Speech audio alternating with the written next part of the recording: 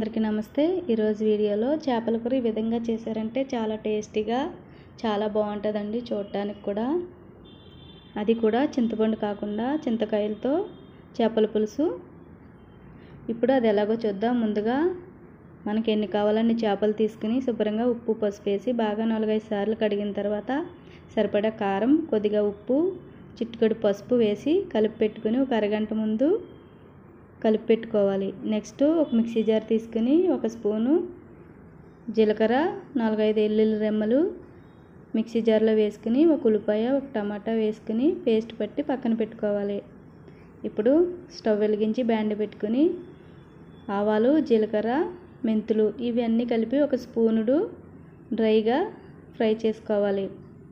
ఇవి బాగా ఫ్రై అయిన తర్వాత పక్కకు తీసుకుని పొడి చేసి పెట్టుకోవాలి।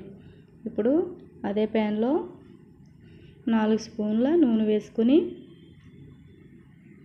ఒక గుప్పుడు కరివేపాకు వేసుకుని బాగా ఫ్రై చేసుకున్న తర్వాత పేస్ట్ పట్టుకున్న ఉల్లిపాయ పేస్ట్ వేసేసి బాగా కలుపుకోవాలి।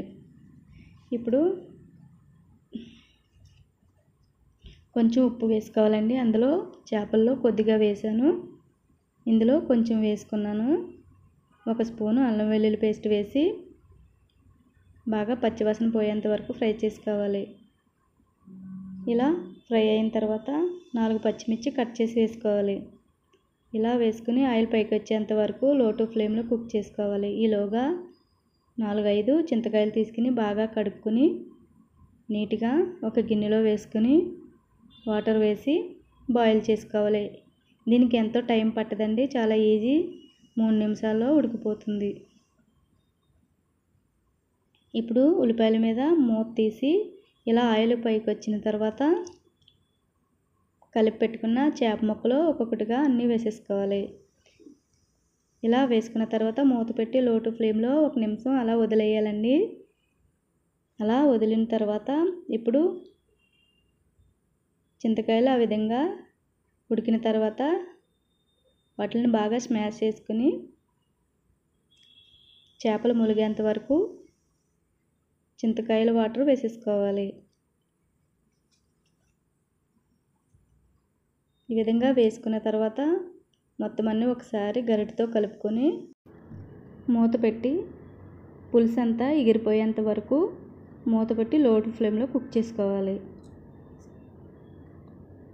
ఆ విధంగా దగ్గర పడినప్పుడు పులుసు ఇప్పుడు ముందుగా పొడి చేసి పెట్టుకున్న మెంతుల పొడి వేసుకుని కొద్దిగా కొత్తిమీర వేసుకుని 1 నిమిషం మూత పెట్టి కుక్ చేసుకుంటే సరిపోతుంది। అంతేనండి, స్టవ్ ఆపేసుకోవటమే, చాలా ఈజీ। తప్పకుండా ట్రై చేయండి, నచ్చితే లైక్ చేయండి। Thanks for watching.